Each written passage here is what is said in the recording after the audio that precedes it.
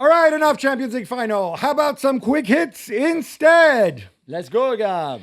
Quick hits, of course, brought to you by Gusto. Gusto is your small business partner for payroll, benefits, and so much more. Get started for free at gusto.com. Now you're up. Yes, you. Real Madrid elections are next Sunday, Gab, which means that the candidates are speaking out. And we heard Florentino Perez talk about Vinny Jr.'s contract, which expires in 2027.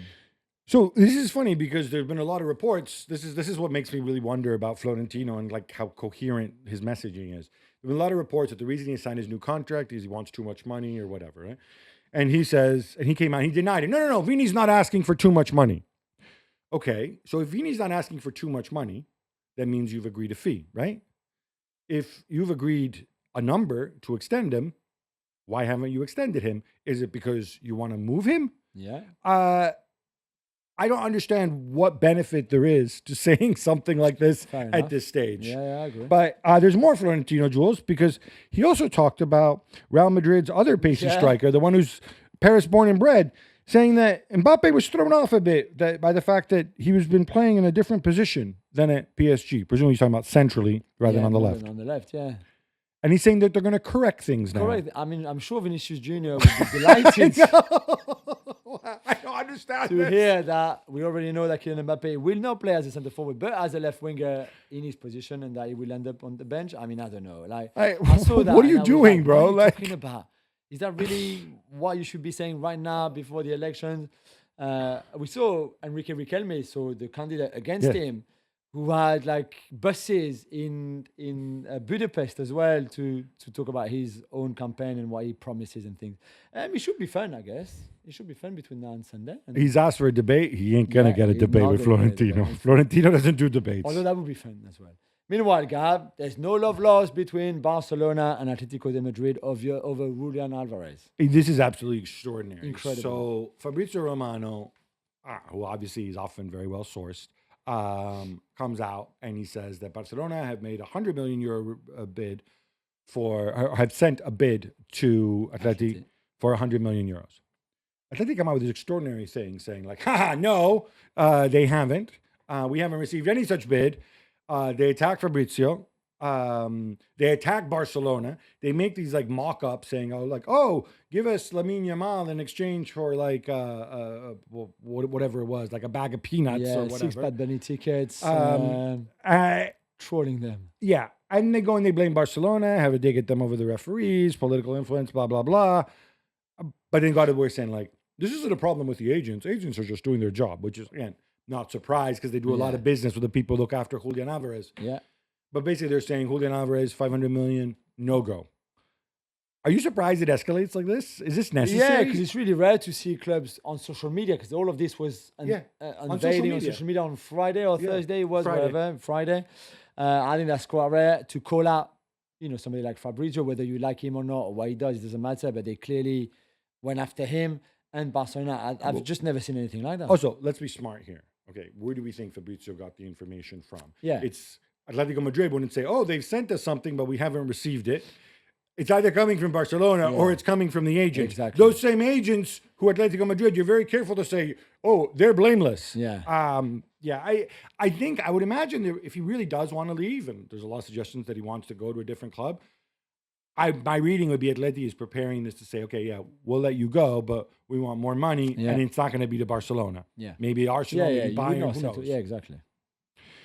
Oliver Glasner is a man in demand, Jules. He's reportedly weighing up interest from both Milan and Bayer Leverkusen, where poor old Kasper Hjulmand is on his way out. Yeah, and they thought they could get Iraola. Not anymore, because as we said, he's going to go to Liverpool. I think both are very interesting. Both are very different. But I'm happy because he deserves a big club. And if Glasner does pick Milan, Gabi, he won't get the chance to work with Rafael Leao. This is funny because this to me strikes me as Leao saying, I've had enough, rather than Milan saying, let's cash in on Leao, because he came out, he says, everybody has dreams and challenges they want to face. My ambition is a new challenge in a different league. If this were to happen, I'd be happy, which this sounds like what the tabloids here used to call a come and get me, please. Absolutely. But Jules, what kind of market does he have at Don't this know, stage? certainly not for the release clause of 125 million or whatever it Oh, is. sure as heck Nobody- isn't going to be anything like Yeah. that. But I think Milan hope you have a good World Cup and so on. Maybe you can recoup some of the money, even though he's got a big contract. Former Flamengo boss Felipe Luis finally gets a shot in Europe, Jules. He's taking over at Monaco. Yeah, remember we mentioned it on Thursday on last week's show that he was top of their list. It's all done now, all confirmed. I'm very excited. I think this is great. It's good for him as a first step in Europe. His Flamengo side was wonderful to watch. Really, really good. He's got good ideas. He's a bright young manager. He needs to get used to European football. So Monaco and Ligue 1, I think, is perfect for that. If we lose some key players from the current squad, obviously, like Akliouche, probably Balogun too. But if we also invest in young player for him, if we still have a decent squad. And I think it's a very, very exciting time to see what he does for his first job in Europe. Yeah, I was so impressed with him. And it's really funny because so few Brazilian coaches have been successful. If you look at the drop off between player production versus coach production of Yeah. any country in the world, I mean, except maybe Nigeria, it's the biggest imbalance has got to be Brazil. And here's a guy who certainly on paper looks as if he's got all the cards. Atletico Madrid are being linked with a move for Tijani Reinders. Gab, does this make sense to you? No, it doesn't make sense for me unless I would have thought Tiani Reinders would be a good fit for Maresca. I don't know that he's a player that Atleti necessarily need, that kind of high energy break into the box guy. We've seen Diego Simeone has no problem having more players than he necessarily has spots for, and then figuring it out as and when. But also, if is he going to play 4-4-2 next year? Is he really a 4-4-2 guy? Well, you're going to play Barrios and him, and then where does Coque fit in? And you got Cardozo there too.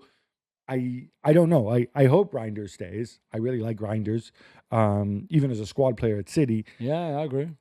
If you're going to be a squad player at Atletico Madrid, you'd rather be a squad player at City. I would have thought. Adi Hütter is back at Eintracht Frankfurt, Jules. He replaces Albert Riera. Kind of like when you get back with an old girlfriend or boyfriend, depending on your preference. Yeah, he knows the club really well, obviously. He was sacked from Monaco in October, after some good things and some not so good things. I mean, I think this is a good project for him. It's a good squad, we mentioned before, even if they keep losing some of the best players every summer, but that's the model. And I think it's good for him to go back to the Bundesliga. I'm sure he would have learned a lot from his time in France, and especially his communication with the club, but also with the younger players that at time was problematic. And yeah, I think that's good. If you Eintracht Frankfurt, he's a good coach, you know that. He's coming back to you, and the aim will be Champions League, I guess, next season. Who's going to work out better in the return, Hütter or Mourinho, assuming Florentino wins the election? Oh, interesting. Oh, that's one to ponder. Yeah, and what about Max Allegri, Gabi? He's moving to Napoli, and that logically means that Adrien Rabiot is rumored to be joining him because he goes everywhere with him. This feels predictable? It's 100% predictable. I don't think Rabiot wasn't bad for Milan. I need to say that. He did his part, but he's got an important salary. They're obviously going to go in a different direction now. And he's happiest when he's playing for Max. So from Napoli's perspective, does it make sense when you've already have, you've got McTominay there, De Bruyne there, at least for now. You have other Billy Gilmore. Who's got injured, though. Who got injured, won't be going to the World Cup. Yeah. You still have Lobotka. I mean, and I think Zambonguisa might have a year left as a free agent. So I wouldn't think you'd be crying out for another midfielder. No. And what about De Bruyne, who said on Belgian newspaper that he was happy Conte left because they didn't share the same football philosophy? Wait until he work with Max. Old school Max. Well, it's fun. I actually think, to be fair in that sense, I think he would be happier. He might be happier with Max than Conte, because I think with Conte, he wants people to make the same runs and he wants to tell them what runs to make and to constantly react. Max is more like, okay, Max has said this. He says, like, football's not that hard. Football is about having a defensive structure, and then in the attacking third, let the talented players do whatever they want. Yeah, but we saw that in Milan this season. It didn't. No, it didn't. Great. Well, it didn't work because the defensive structure was already back. But no, I mean, look, people in Spain say that's Luis Enrique's structure. Yeah, true. At Paris Saint-Germain, which I think is a bit unkind. There's more to it than that. But yeah, no, De Bruyne and Allegri. Yeah, look, he can be. Allegri's gonna. At some point, if De Bruyne stays, Allegri's gonna say, "Oh, look, he's my Luka Modric." Yeah, maybe. Uh, Speaking of talented players, Neymar picking up an injury. Nothing serious, it seems, but Carlo Ancelotti had some fun with it. Yeah, I mean, it's serious enough to miss the first game of the World Cup against Morocco, which is the main game of this group stage of their group. Sorry, that could potentially decide. Am I going to be unkind and say he probably would have missed that game anyway because he would have been on the He bench? might have come off the bench maybe for a few minutes. That would have been good. Certainly, he would have been able to train with the team before, which is not the case now. They played against Panama and smashed them on Sunday night without him, or Saturday night without him. We could have told you he was going to pick up another injury because he's picked up injuries through the last 2 years at regular interval, for example. So he's not going to be replaced. He's going to go. They can't play for the first game. That, for me, and I don't want to be too negative, and I love Neymar, as you know, but this doesn't bode well already. If even before the start of the tournament and the team getting together, there's already an injury and a problem with Neymar, because this is a problem.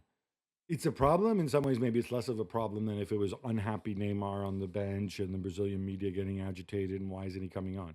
If he's injured, he's injured. Yeah. So he's out of the way. James Milner, who's 40, as we know, and broke the record of the most Premier League appearances this season, has retired. It's so bizarro for me because I'm old enough to remember when he made his debut at 16 years old. And then to have the kind of career, the kind of reinvention, so many different clubs, and obviously Leeds and Villa, and I'm forgetting somebody. Well, and obviously Liverpool and City, Newcastle. but Newcastle as well. His training regimen is the stuff of legends. Yeah. I kind of wonder. I hope now that he's got time on his hands, if he wants, he should pen an open letter to Lamine Yamal and just say, "Listen, I'm nothing like the player you were, but we have something in common. We both played a lot of minutes very young. And unlike these other guys, Raheem Sterling, Wayne Rooney, and so on, Ansu Fati, who played a lot of minutes very young, I kept playing until I was 40. You may not want to do that, but here's some things that were helpful to me. Okay. And Lamine, maybe Just they'll have a be little helpful list to you. of things. Well, you're not worried about Lamine Yamal? When you look at the amount of I'm minutes... not sure James Milner can help Lamine Yamal that much. Football is so different now than 20 years ago when he started anyway. Bro, he was still playing professional football a month he ago. He started 25 years ago too. It's incomparable. But would you be worried about Lamine Yamal I think in general? Too much already, completely. But I think it's also hard to say, hey, when I was your age, this is what I did, because the football was so different. I think whatever he was doing at 16, he's kept doing until he was 40. Yeah, no, sure. Nice are staying up, Jules. Hey! It takes a while to break the ice in a stadium which had COVID era vibes because it was entirely empty. Of course, fans were banned. Yeah. And I actually thought when Dante's header was cleared off the line, I thought, like, all right, this is made for Dante. It's not a game to score. He doesn't score. This is not meant to happen. But in the end, Saint-Etienne crumble and they lose 4-1. So Jimmy Ratcliffe must be happy? Yeah, I think he'd just be happy because it's easier to sell the club in Ligue 1 than if he was in Ligue 2. Obviously, more money for it, yeah. A little bit more, although he keep putting the price down. If you're interested, get in touch, obviously, to buy Nice. What is it now? Probably around 40 to 50. If you get down, okay, we're not in a position, Jules and I, to be able to borrow 50 million from the bank. Not yet. If it gets down to 20, give us a call, Jim. It's a shame for Saint-Etienne, just to finish, because they should have finished top 2 in Ligue 2 to go up. It's actually a really bad thing that they're not going up for them and for the owner, obviously. And Ivan Gazidis. And that's a big failure this season. Christian Volpato has chosen to play for Australia in the World Cup. Was it because Italy didn't make the World Cup? Or he wants to play the World Cup. No, everybody's happy about this, though. Okay, so for those who are unfamiliar with Christian Volpato, he's Australian of Italian descent. He's got both passports. He moved to Roma when he was super, super young. Yeah. Didn't quite make the grade. Ended up at Sassuolo. He's 22 years old now. So as a guy who supports Italy, wants to do well, I look at him, I look at his output. He made 11 starts for Sassuolo this year. I think he scored 2 goals. He's a number 10. I like attacking midfielder types. We don't have enough of them in Italy. He would move my needle, and you should do what you want to do. Yeah. If I were an Australian player, though, I'd be a little bit annoyed because he has turned down Australia every time they called him up. Yeah. And now that Italy hasn't qualified, not that he would have gotten into the Italy team for this World Cup anyway, he's like, "Oh, yeah, I'm available," and they immediately put him in there. Having played 0 minutes of qualification. And with respect, we're talking about Volpato here. It's not like Sandro Tonali's discovered his Australian grandmother. I don't know how much he moves the needle for Australia, but there is going to be resentment, and it's something I think that Popovic is going to have to manage within the dressing. I mean, how would you feel about it? Yeah, I mean, it's on Edouard, who the former Crystal Palace and Celtic striker who now plays for Lens, who had a really good season. He's also Australian. No, he's from Haiti. Well, not him, but he was born in I think he was actually born in Cayenne, but he grew up in Paris. Ancestry from Haiti. Yeah, and they asked him if he wanted to go to the World Cup, and he turned it down, not to play for Haiti, but he said, "I can't come into this squad having not taken part in qualifiers and take the place of somebody who's been there before." So I suspect he will play for them after the World Cup, and I'm sure he will hope to qualify for the next one and play for them. But he felt it was unfair to go in now just because they made the World Cup and they were asking him to play there. Yeah, and I think Volpato should have done the same. I completely understand. Yeah, no, and well done, Otsono's wide. Reflects well on you. Toluca, CONCACAF champions. No, it's my question. Oh my God, man! And it's Toluca, not Toluca. Toluca, what did you say, Toluca? Oh, Toluca, CONCACAF champions, Jules. They beat Tigres on penalties. It finishes 1-1 after 120 minutes. Heartbreak for our boy Andre Pierre Gignac, 40 years young. By the way, why doesn't he get Andre Pierre Gignac's training regimen? He's still playing at 40. We keep praising James Milner for being such a wonderful pro. Look how good Andre Pierre Gignac looks with his shirt off, right? Okay, all right. Exactly, but that was his last ever game. He's leaving Tigres. He's retiring, obviously, at 40. He scored his penalty and took the first one. Obviously, he was never going to miss. It's Andre Pierre Gignac. And Toluca, I thought overall deserved this, even if they took the lead in extra time before Tigres equalized. It's 20, let me get this right, 20 times in the last 21 years that the Mexican side win basically the North America Champions League, if you want. And that, who was the one who did? Was the Seattle Sounders? Yes, I think so. And that means the gap. I don't know exactly how to judge the gap between Liga MX and MLS, but you're gonna get a call from MLS if you say something mean. I know, but 20 out of 21, that's a lot. That is a lot. You know what they come back and say? Oh, but the Liga MX clubs care about this more.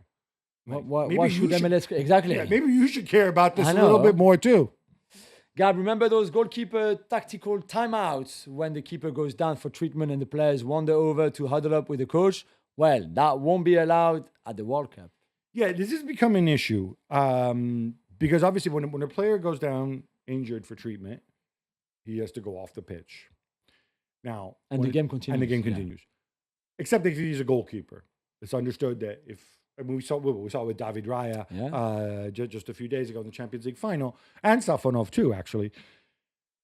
Now, obviously, you put the goalkeeper off the pitch, the game turns into a freak show because either you put Gyökeres in the Raya shirt, and then he would probably burst it because he's so much bigger than Raya, or he'd have to, or whatever, right? Yeah.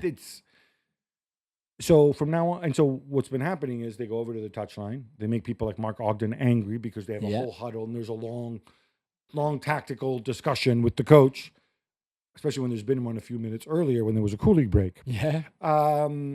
So Pierluigi Collina's come out pretty adamantly. He says, no more. The goalkeeper's down. You stay on the pitch. You don't just wander over to the sidelines and have a little chit chat. You want water, get some servant to run on with water, but you, coach, stay in your technical area. I'm okay with that. Yeah, it doesn't bother me so much.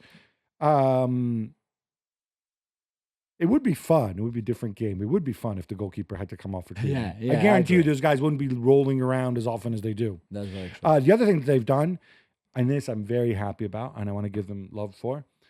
So on a dead ball situation, if there is a foul in the box, grabbing, pushing, whatever, VAR cannot intervene until the ball, because the ball's not in play. Yeah. Now VAR can intervene, and I'm happy. And VAR should intervene, and you should start giving yellow cards to all the people who grab and push and shove and set picks in the box. It's not football. I've been saying it all year. I'm not picking on any team.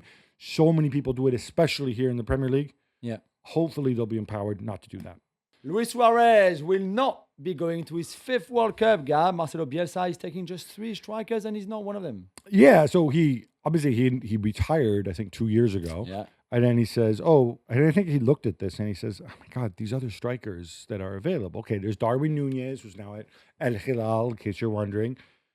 Fede Vinas is at Oviedo, who finished last in La Liga, although he did score a couple goals. A few goals, yeah. Rodrigo Aguirre is at Tigres and doesn't play much and doesn't score much. He's like, surely I'm better than some of these guys. Even You with take one 26 people, even with one. It's like, if I promise I don't bite anybody. But no, you. there's somebody more loco than him, and it's a Loco Bielsa. He won't be going. Yeah. Which means we might bump into him. Yeah, we might see him around in Miami. At the club at the proper World Cup. Right, Jules.